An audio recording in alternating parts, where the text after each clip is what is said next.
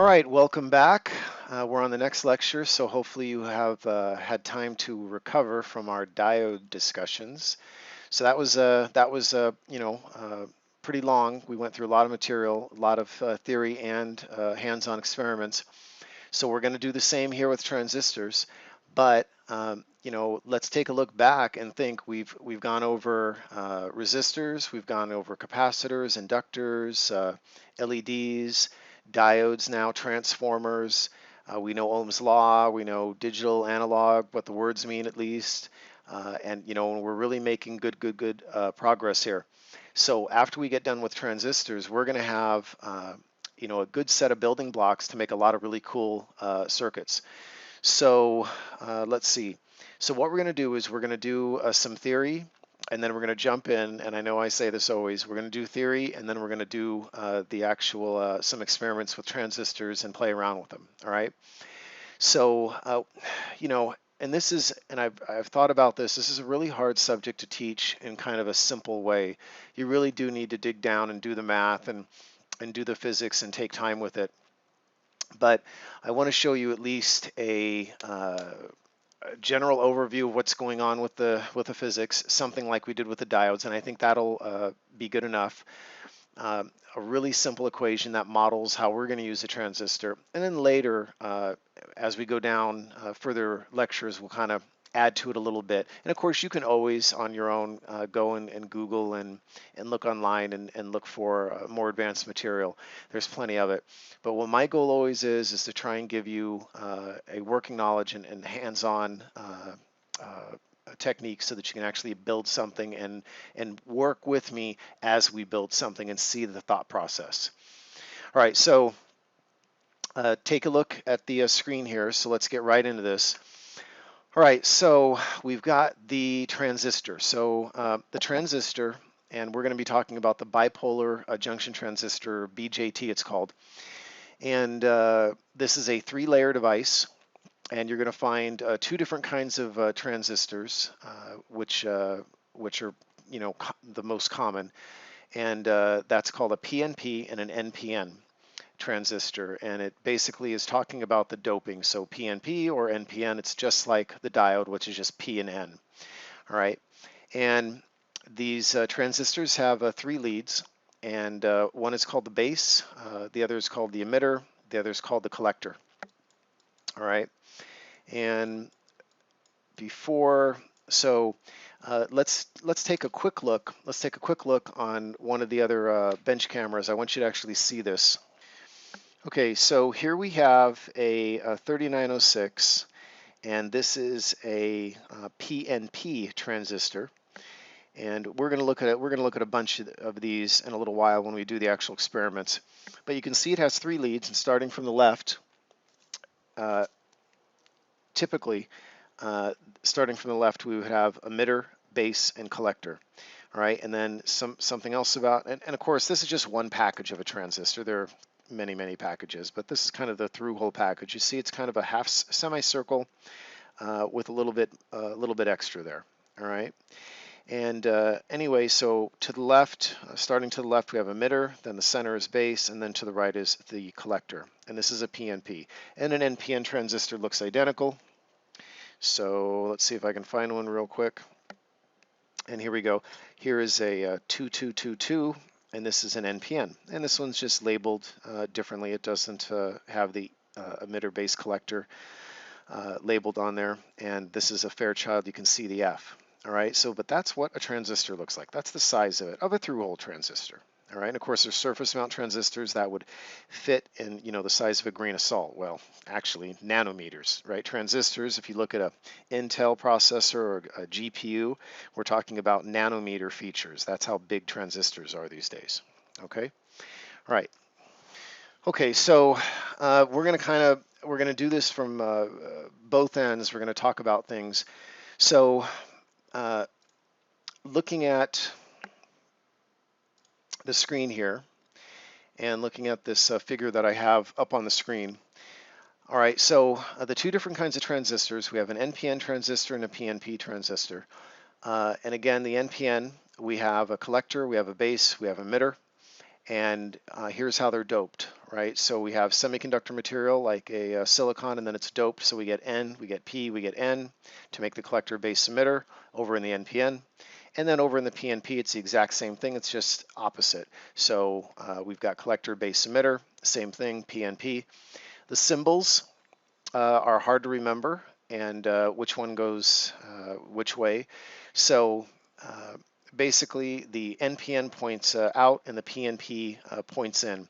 One way is you can remember this as the P points in, and it points into the this little cross area here. So anyway, until you remember it, you may draw them backwards. Anyway, so we've got base, we've got collector, we've got emitter. So we've got three different contacts here. And the question is, how does this thing work, right? All right, looking at a cross section over here to the left, this is a very crude rendition of what a transistor might look like as it's actually etched into silicon. And so we have, so all of this would start off being silicon, and then it would be doped and then etched and so forth. And the whole process of building semiconductors is fascinating, and there are many classes and many books on it, which you might want to take a look at, or some videos online. In any event, so we've got the collector here, and then we've got this metal contact, so that's how we make a contact to the collector.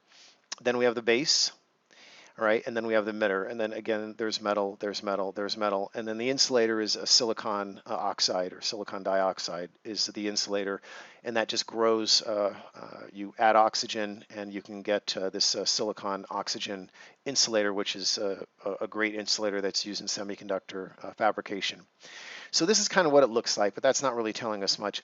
This is a more telling pictorial right here, and the reason why is because clearly this looks like it's two diodes, right? It's just one diode in this direction, another diode in this direction, same thing here.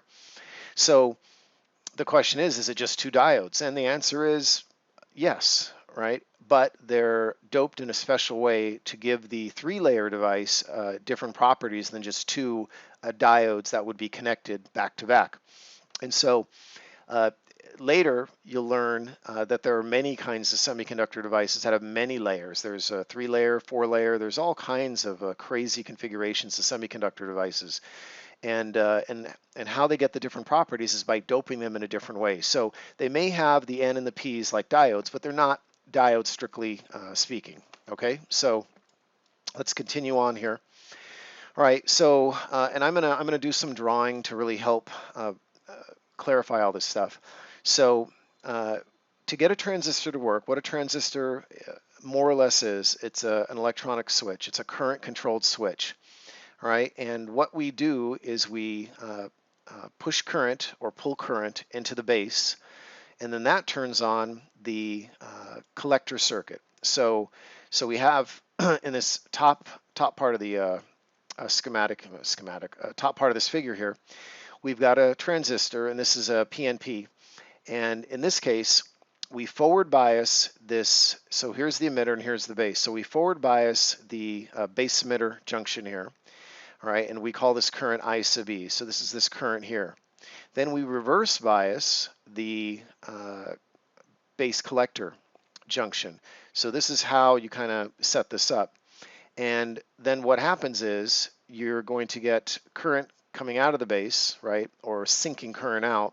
This transistor will turn on, and then current will flow in this secondary circuit. So the whole idea is you could think of as the base is the control for this electronic switch, this current controlled switch, all right? And as we change the base current, this current here in this collector emitter circuit changes dramatically. It's amplified. All right, and how that process works we'll get to in a minute. But so that's the point. So basically we put in a little bit of current or pull out a little bit of current out of the base, and that causes a lot of current to flow in the emitter collector circuit here. All right. So now one thing that I want to do is the PNP transistor and the NPN are identical other than signs and the direction that things flow. So we're going to talk about the NPN mostly for our experiments, and this is kind of the more common transistor people like to use. It's a little easier to understand. Okay, so again, in this configuration, so now we have an NPN transistor.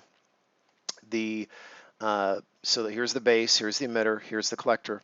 So we forward bias the base emitter junction, and then the base collector junction is reverse biased. Okay, so what this really looks like is we put a positive voltage here on the base, and we drive current into the base. As we drive current into the base, it starts turning this switch on. This transistor starts getting turned on, and a current starts flowing from this other source here, positive current we're talking about, conventional current, flows through this base emitter, through this collector emitter junction, and then back to the sources here. All right, so again, a small amount of current is used to control current in the secondary part of the circuit. All right, and when you look at it like this, it's a little hard to figure out what's going on as far as the physics are going. So that's what we're going to take a look at right now, and kind of see exactly what's going on, so that we can kind of understand a little bit better when we use this model. All right, so let's go ahead and let's go do some drawing now. All right, so what I'm going to draw is I'm going to draw an NPN transistor, but I'm going to draw it at the kind of physics level here, so we can kind of see what's going on. So let's do some color coding here for once. So let's say that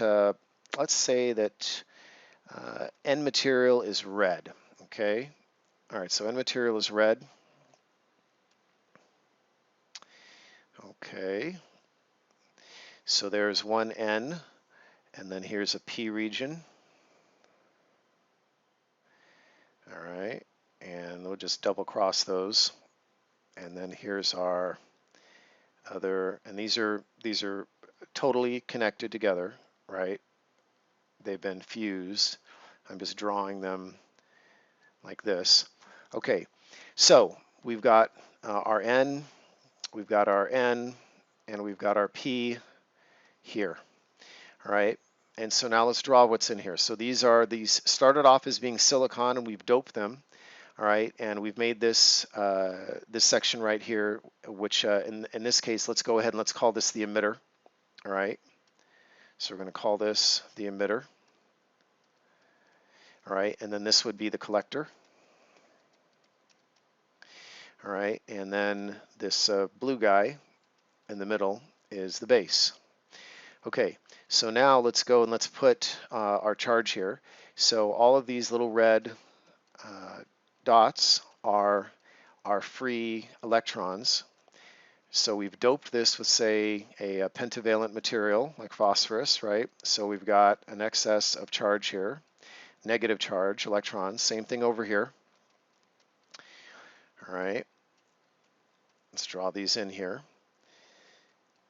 And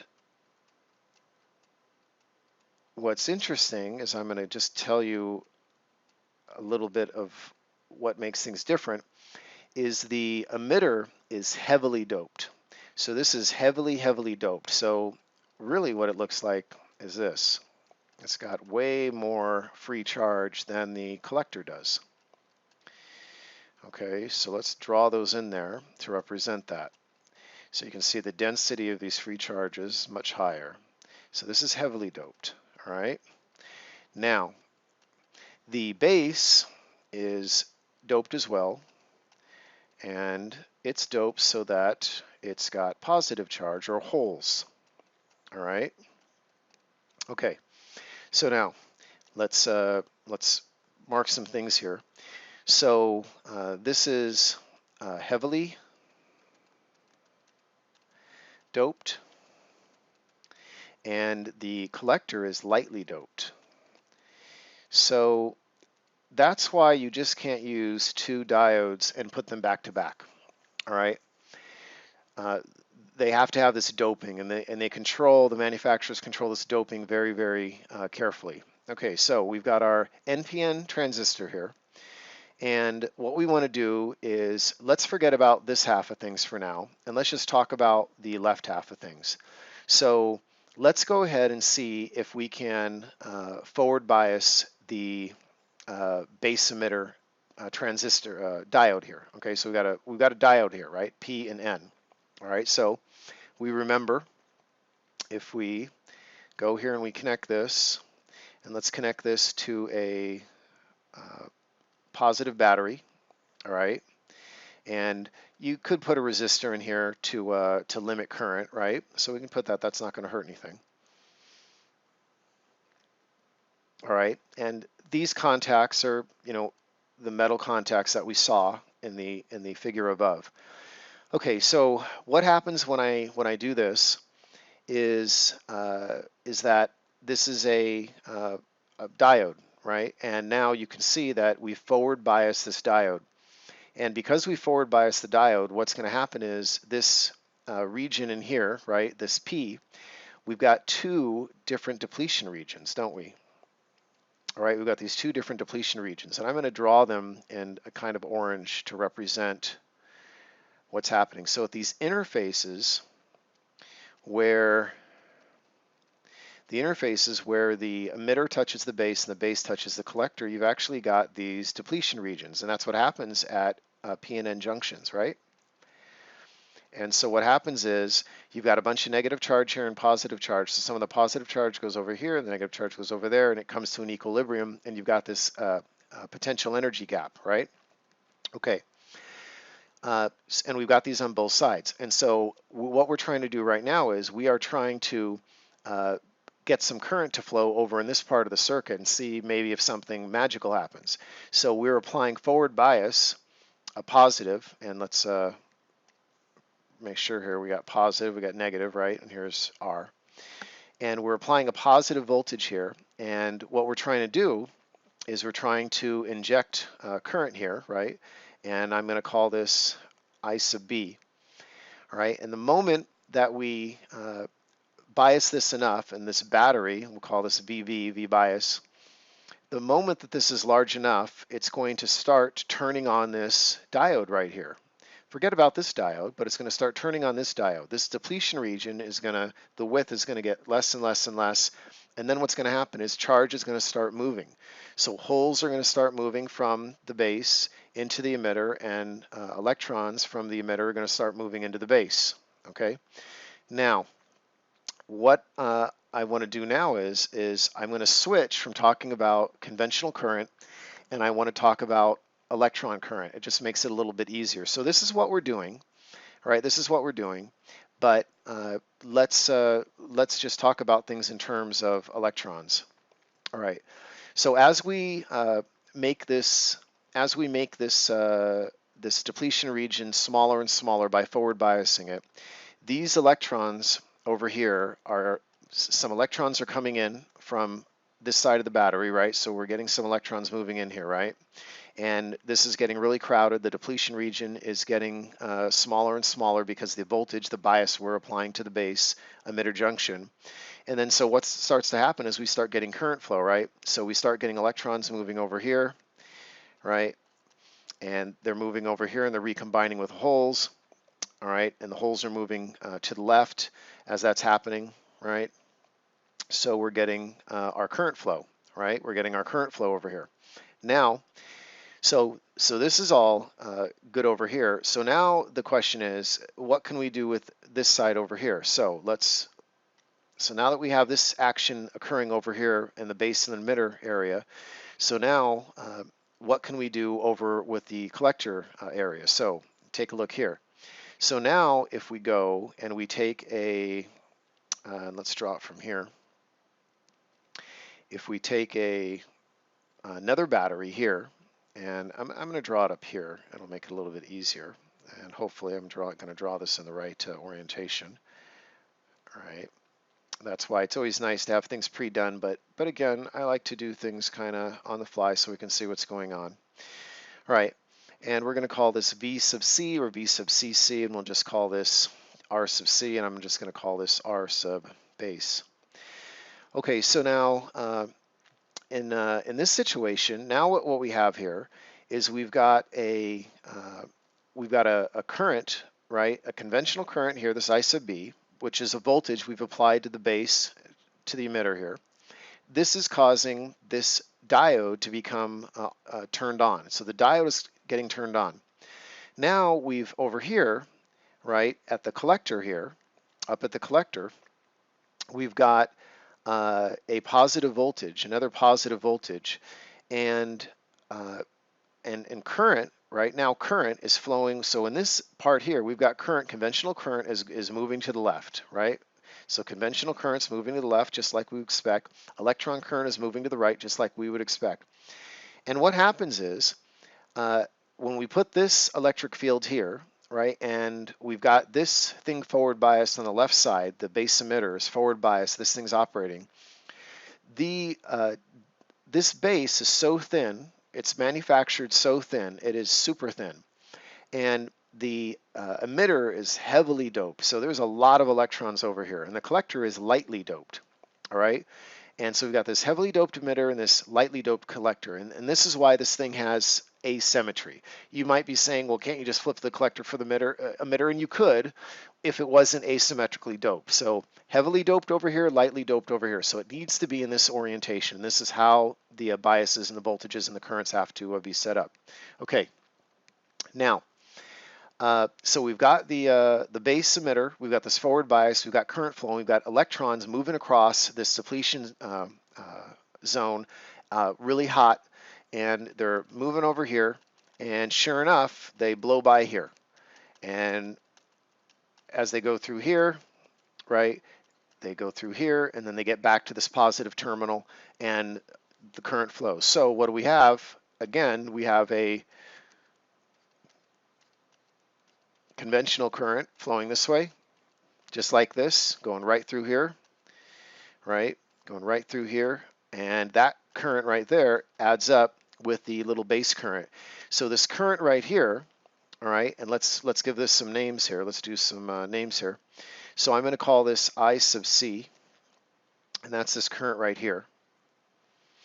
All right, and then this current going into the base, that's already I sub B, so we got that. And then this current that's flowing out of the emitter here, right? I'm going to call that I sub E. All right, so we've got these three currents. We've got I sub C, we've got I sub E, and we've got I sub B. And these are all conventional currents, and if you flip their direction, then they would be electron currents. But you can see if we talk about electrons in the actual physics, we can kind of see what's going on. So to recap, we have this NPN transistor. It's a three-layer device. The emitter is doped heavily. The base is very, very thin. It's doped with, say, boron, so it's a p-type material. All right. And then the collector is doped lightly. That creates an asymmetrical NPN device, right? We can't flip it around and have the same properties. All right. The transistor acts as a current-controlled switch. What we do is we inject electrons, right? We inject electrons into this region right here, or we push current into the base, and then what happens is we start to get a current flow here. Once we get a large enough forward bias, we pinch down this depletion region between the base and emitter, or this base emitter depletion region, and then we've got a base collector depletion region. We make it small enough so that we get electrons moving to the right. They're recombining with holes so that we have currents in both directions, conventional current, electron current. But because there are so many electrons over here, right, what happens is many of them tunnel right through, and they get right through the space, and they go right through this depletion region over here. As long as we've got this positive, we've got a positive potential over here, dragging them and pulling them and attracting the electrons over to this side. So we get this electron current this way, we get the whole current in the other direction, and then this thing is operating. Now, what's the model that dictates how much current flows and so forth? So there's more complex models, but I'm going to show you something really, really simple that works for most of what we're going to do. So the transistor, the NPN or the PNP junction transistor, can be used in two different modes of operation. All right, one of them is called saturation. All right, and the other one is called the active mode. All right, and then part of saturation, there's cutoff. So when it's totally on and saturated, and then when it's completely cut off and there's no current, that's kind of that mode. And then there's an active mode, and in the active mode, the transistor is acting like a current amplifier, all right? And then there's also a reverse active mode, but we don't really care about that. Okay, so it either works in the saturation cutoff mode. It acts like a switch. If you put enough forward bias on the base, you will turn this thing completely on, and it saturates. That's it. It's just like a switch. It's like a switch. So what does it look like? It looks like something like this. So we've got this base here. Okay, so we're going to call this base. And then we've got this collector here, and we've got this connected to, say, some voltage V sub CC. And then we have this little switch here you could think of, and we'll put a little circle there. And this is the emitter. And then this goes down to, could go down to a load, whatever, goes down to ground. The point is, and then something magical happens in the base here. So if we inject current here, conventional current, I sub B, sufficient enough, we will close this switch. And when we do that, we'll turn this transistor on and it acts like a switch. That's when it's saturated. When it's off, right, then it's open. So it's an open circuit, all right? And so it's got the properties of a switch. Now, in this active mode, it works a little bit different. I don't want to talk too much about this. This is the basis of amplification. And in this case, what happens is that the collector current is a function of the base current, all right? So the collector current is a function of the base current. And so the equation that models that, so let's see here. Let's actually, you guys have got a good look at that, so let's just delete that. All right, so let's draw another transistor here. So we're going to draw this, actually draw it here, and we'll draw our best transistor. And we're going to put a resistor here, and I'm going to put this, I'm going to call this V sub CC. I'm going to call this R sub L. I'm going to call this V sub C.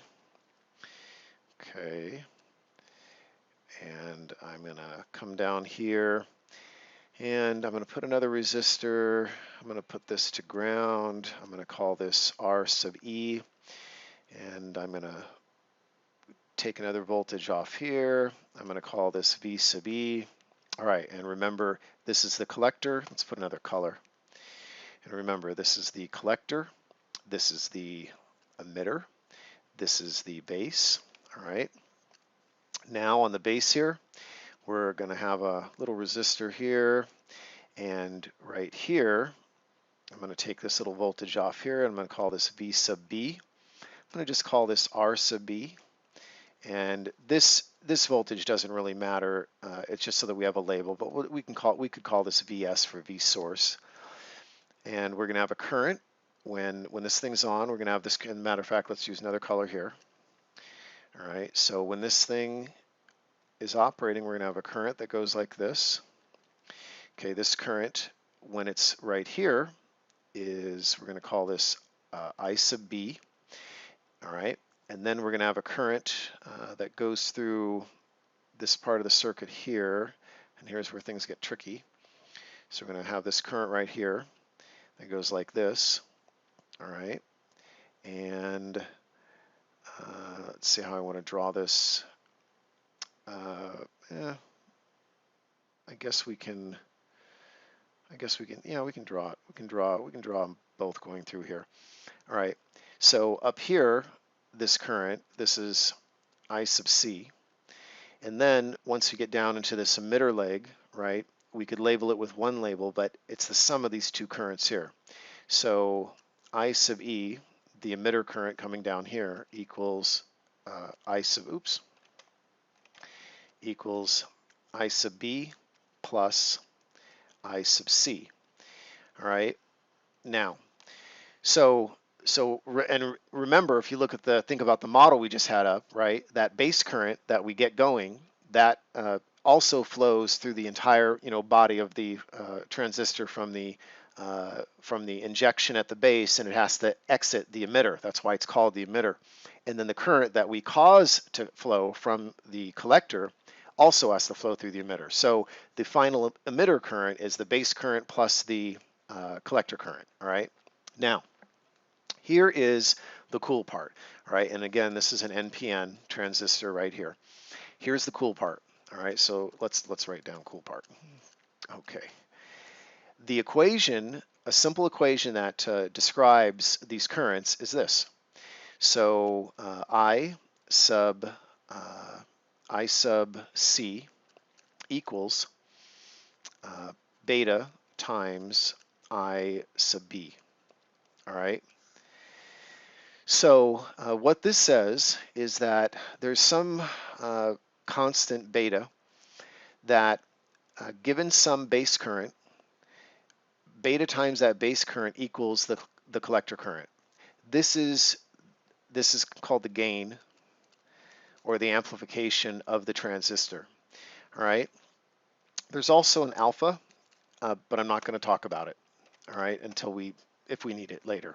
This model right here will suffice for most of the things that we're going to do. So for example, let's say, and then what's the beta? Most of these transistors, their beta, this B, which is beta, or also known as the gain, is on the order of 50 to 300. And most of the time, honestly, it's about 150 to 200. Depending on the transistors that you're using. So, okay, so now we know that if we turn this transistor on and we pump some current through it, and we say we pump a milliamp, right, and this transistor turns on, we can use this formula to figure out what the collector current will be, all right? So that's pretty cool. Now, we're going to learn more circuit analysis for this later and how to deal with it. But right now, there's one thing that I can tell you that's going to make it easy to figure out what's going on here so that we can use, Ohm's law and kind of figure stuff out. And that is this. If you look at that base emitter junction, it's a diode, right? And we have to turn it on. To turn this thing on and get it to conduct, we need about 0.6, 0.7 volts. So what that means is this. That means from the base to the emitter right here. So right in here, we could think of, there's a little diode going on here, right? A little diode. I'm going to draw a little diode. And this diode right here, we require, 0.6 to 0.7 volts to turn it on. So when we want to use this transistor and we want to turn the transistor on, first we make the assumption that it's on. And that means that the base emitter junction has at least 0.6 volts on it, and it'll stay around 0.6 volts. Remember the diode experiments, no matter what the current is, it's going to hang around the same thing, and they hang around about 0.6 volts depending on the doping. So once it's on, there should be 0.6 volts. That's how we figure out and do Ohm's law. So if we know what the voltage is at this point, and say it was, I'm just making up a number, say it was 1 volt, then up here it must be 1.6 volts. Same thing if this was, say, 2 volts, then down here it's going to drop, so it'll be 1.3 volts, 1.4 volts. That is how we figure out what's going on inside of the transistor. Okay, so all right, we're almost ready to do some hands-on. And so let's go ahead and let's do one calculation here with Ohm's law and kind of figure things out, and then we'll go to the bench and we'll start building stuff. All right, so let's do that. All right, so hang in there. Okay, so let's go ahead and let's erase all this. Okay, so let's go ahead and we're just going to draw a simple circuit. So let's see here. Let's go ahead and do this. All right, so let's get a transistor here and get a transistor. So we're doing NPN transistors. All right, and let's put some numbers. Let's put 5 volts up here. All right, good enough. And let's put a resistor here. All right, And let's put the emitter, so, and again, let's label these always until you memorize these. Let's put the emitter directly to ground here. Okay, so the emitter is to ground. All right, and this, we're going to call this R sub L. Okay, and then I'm going to take this point right here, and we can call this, it's V sub C, right? But we could also call it V out. Okay. All right, so far so good. Now we've got this R sub B here, okay? And now let's say we're working with a 5-volt system. So let's put a switch here. Let's put a switch here. Let's put a momentary switch. Here's kind of the symbol for a momentary switch. And we're going to put this up to plus 5 volts. All right, and just a quick little note, remember you can put an arrow if you want and put plus 5 volts. That's one style. Another style is you put a little bar, plus 5 volts. Another style is you put a little dot, plus 5 volts. Whatever you want, just be consistent. I typically use arrows, but since we have this little arrow on this transistor right now and you haven't seen this before, I don't want to confuse you, so I'm just going to put a little dot, maybe a bigger dot. Okay, so we've got this little circuit right here. All right, so now to get this thing to turn on, the rules are that we need to forward bias this base emitter junction here. We're going to forward bias this by at least 0.6, 0.7 volts and turn that on. All right. Rule number 2 is we need to have, and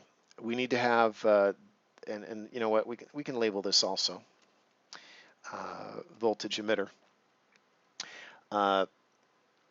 We also want to have, to turn this thing on, we want to have a current in this base circuit, and once that current flows, that's going to cause a current in the this collector emitter circuit. All right. The thing that models that is that equation that I showed you. So it says that I sub C, or I sub C equals beta times I sub B. Okay.